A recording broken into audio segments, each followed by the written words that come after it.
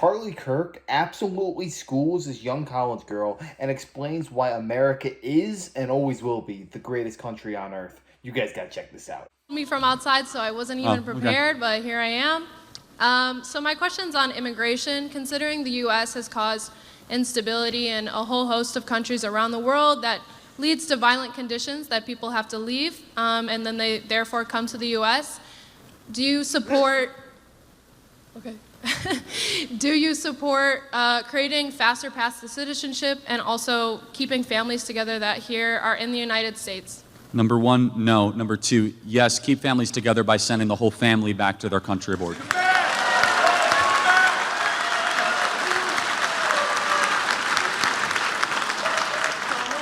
So if I understand you correctly, you don't believe in a faster path to citizenship? Oh, goodness gracious, no. Why is that? Well, first of all, we have way too many people coming into this country right now. Way too many people. Okay, so considering the United States has always been a country of influx and not outflux. Interesting. Let's pause on that. So would you say we're a nation of immigrants? Absolutely. I think we're a nation of settlers. Sure. I mean, we did start on colonization, absolutely. Well, hold on, but what's the difference between settling and immigrating? I think, well, the difference is that if you're displacing the people that you originally, take that land, if you're using force to displace the people that you are now taking the land from. Yeah, look, 99% of settlers that went west were not displacing anything. They were going to barren, unlivable land like Oklahoma. That's not true. That's not true. They displaced and killed thousands of natives. That's not true. Okay, some people did, but it's an insult to the millions of pioneers that went west, saying that they were all violent. Many of these people were courageous, incredibly brave people. Sure, because the United States government killed people for them so that they could then take the land. Again, I don't want to divert away from the point of settlers or immigrants, but as a timeout, acting as if the Native Americans, who have been treated poorly, as a side note, are nothing but peace-loving people. They were a highly violent, incredibly tribal warfare people before the white man came to North America. They were not living in harmony. They were not just like all singing John Lennon songs walking through the hills. Sure, I'm not saying that. I know, but this idea that it was just a conflict of conquest or the white man always displacing them is a little bit of a misreading of history. Secondly, but I think this is important, we are not a nation of immigrants. We are a nation of settlers that went to a barren land and built something new. Immigrants have helped enrich the United States of America over 100 years. But immigration is always a question of whether or not it benefits the home country. If immigration ever gets to a place where you are not being benefited, where your schools are being overrun or your wages aren't keeping up with inflation or crime is going up, then you could turn down immigration and prioritize on the native-born families. So you don't think that immigration is currently benefiting the U.S., is what you're saying? No, not at all, actually. I think that the 14 million people that Joe Biden led across the southern border has caused mass destabilization. In fact, in downtown Chicago, there were black neighborhoods that were protesting against their schools being used as migrant shelters because Joe Biden was sending these people in almost every major city across the country. Look, go ahead. I think that the anti-immigration rhetoric you have is not new. I think that you try to paint a picture of it being this current phenomenon that we're facing, but there's been rhetoric from your side for a long time, throughout the entirety of history. I mean, if we look at the immigration policies in the U.S., even though Chinese immigrants built the entire Western Railroad, there was still the Chinese Exclusion Act because they were providing insane value to the United States, but we still had these exclusion acts because of xenophobic attitudes. And so this is not a novel idea that immigrants are bad for the country. So I'm interested in why you think that all of a sudden we need to change the way the United States works. Well, first of all, immigration has gone in great influxes. We basically turned off all immigration in the 1940s and 50s. We had like net zero immigration for almost 15 years. Most people don't even know that. So we had Ellis Island in the early 1900s, and then we turned on the guzzle of immigration. But let's be honest, for 40 years, we have tried this mass immigration project for the last 40 years. Has it worked? Are we a more connected country? Have middle-class wages kept up? Look at the material data. Has immigration enriched the well-being of the United States of America, especially the last 5 or 6 years?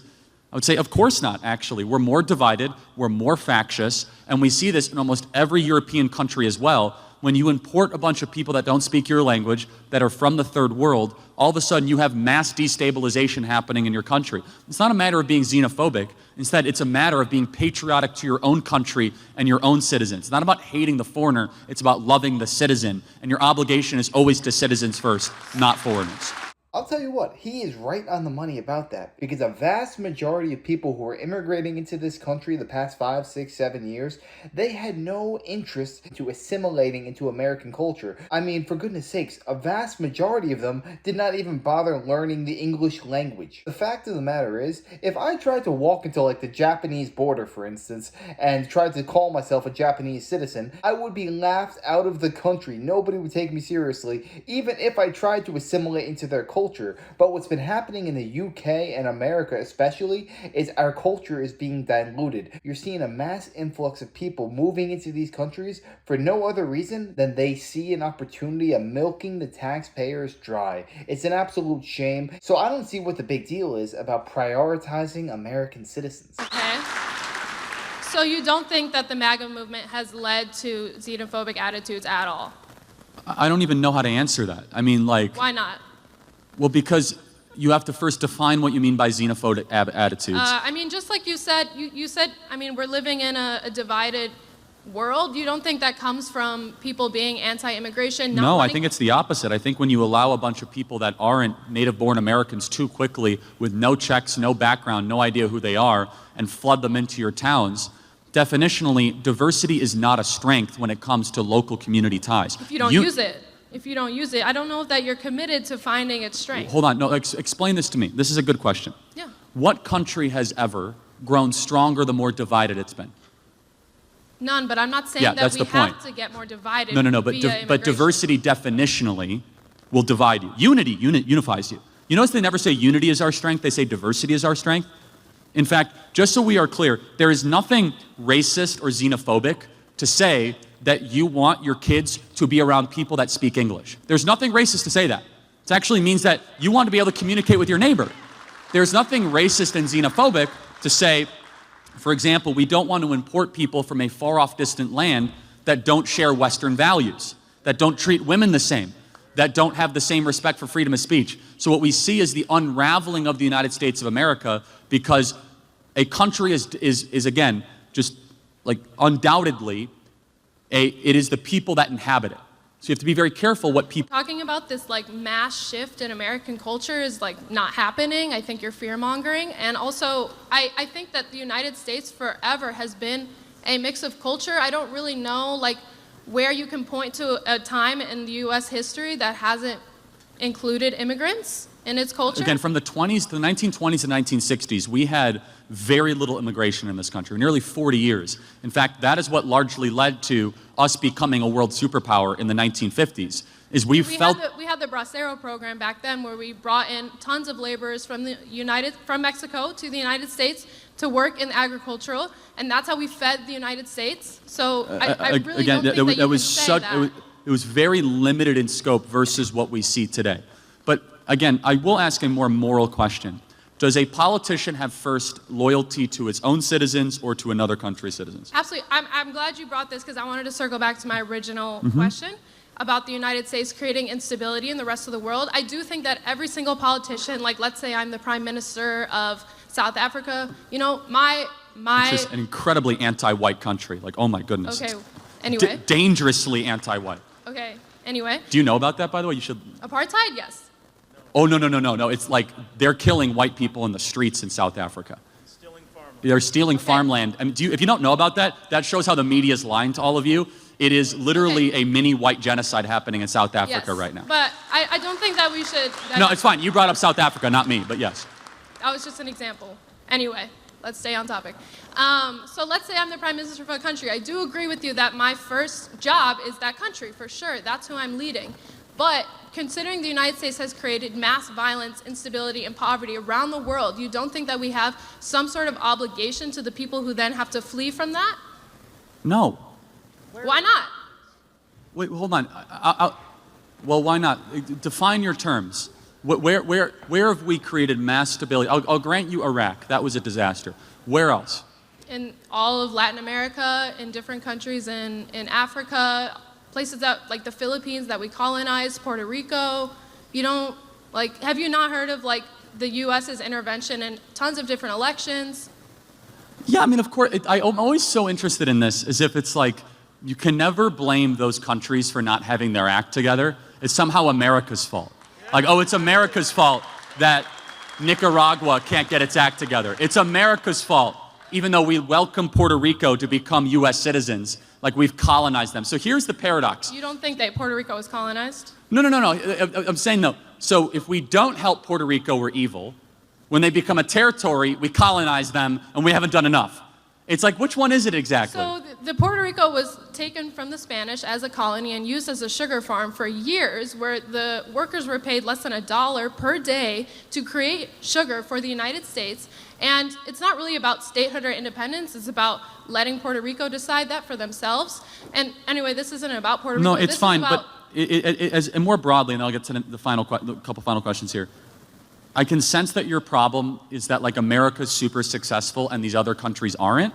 And foundationally, it's rooted in envy, bitterness, and resentment, because we are the world's superpower. It's not because we've held anybody back. It's because we've had incredible people, really good ideas. You don't think the U.S. has intervened in a negative way in other countries? At times, yes. At times, we've intervened very favorably. Can you at least acknowledge at times that... Sure, there has been aid, but there's also been terrible No, not just aid. South Korea exists because of American involvement. Kuwait exists because of American involvement. I mean, has this girl not been paying attention to the news the past 3-4 months? America is truly supporting all these other countries around the globe. If it wasn't for the United States spending its own taxpayer money in these countries all across the globe, they would be in mortal danger. But the fact of the matter is, it just seems like America has become the world police. But in reality, if you ask me, we shouldn't be wasting all of our precious resources on all these countries who don't even appreciate it. It's an absolute joke, and this girl wants to mention Puerto Rico like we're somehow their oppressors. If we did not intervene in Puerto Rico, it would be looking a lot like Haiti these days. Let me just tell you, Haiti is not the safest place in the world right now. Accountability, you have to look at the whole of that accountability. And to say that certain countries are less developed purely on their own fault is to ignore history. So that's where we disagree.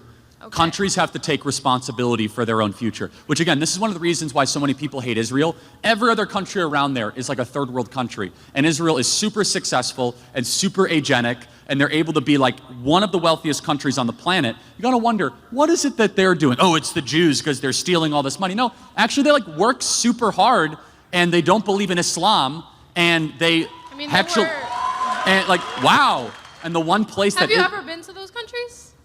Yeah, actually, I have been to Israel, and I've been to the Palestinian Authority. I've been to the West Bank. I've actually visited it. Even if I hadn't, that doesn't mean what I'm saying is wrong, just for the record. By the way, I encourage you to try to go to Lebanon or Syria. Not exactly the Four Seasons, right?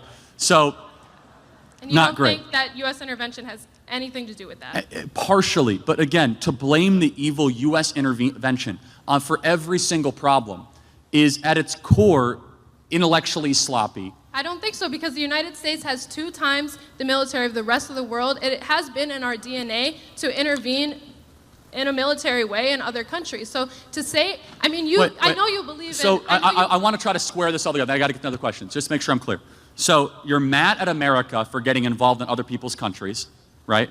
So America's bad for that. But then you want everyone to come to America. I thought America's bad. I'm saying that the United States needs to be held accountable. You can't meddle in So we're held countries. accountable by inviting the entire world here? If you are going to mess up that country, you have to do something about it. Oh, do something. Invite them here. Maybe, if you're the reason that they have to leave. No? All right. Then that at its core, I'm glad you articulated it, is neoconservatism, which is invade the world, invite the world. Which is that you don't support the invasion part of it, but somehow we have to invite the world as some sort of like mass penance. But that's like you invade and then say, oh, well, no, I don't support the invasions. I think you are overly ascribing fault to the United States of America, when in reality it's these own broken countries that cannot get their own act together. A great example is this, and I'll close with this. El Salvador is actually safer than America. It has billions of dollars flowing into El Salvador. Why? Because they elected Bukele, who decided to go after MS-13 and clean up the streets of El Salvador. Which, again, it was because they decided to do good things with massive action. Countries can be wealthy. Singapore is wealthy. You could be a very wealthy country if you embrace Western market ideas, private property with low crime, and it's not always... I mean, in the case of El Salvador, the United States was the reason that the country broke down into gang warfare, and now if you look at the way they were able to turn around, they had to declare a state of emergency just to be able to turn things around. It's just like, this is where we're different, and then I'll close, then we have to get going. I look at America as a force for good. You look at everything wrong and you say it must be America. No, sir. I'm looking at bad things that they have done and calling for accountability.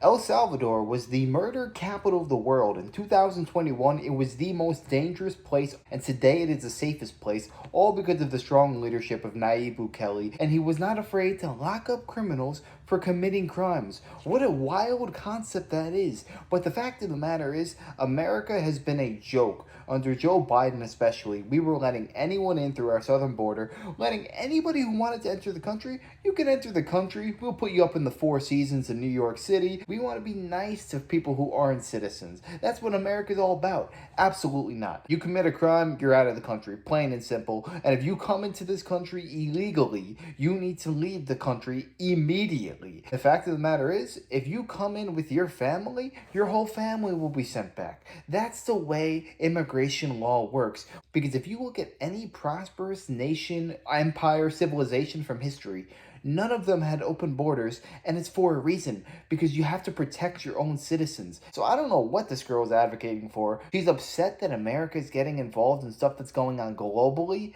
yet she wants everybody to come in through our southern border. Make it make sense. We can't just let people into this nation unvetted, unchecked. We have the right people in charge, and we're not going to let America get ripped off and fleeced any longer. But yeah, let me know your thoughts on this down below. Do you think America should be more involved with countries overseas, less involved, or about the same? Let me know. I'd love to know your thoughts. And if you enjoyed, make sure to smash that like, comment, subscribe, and wish you guys nothing but the best. Until next time.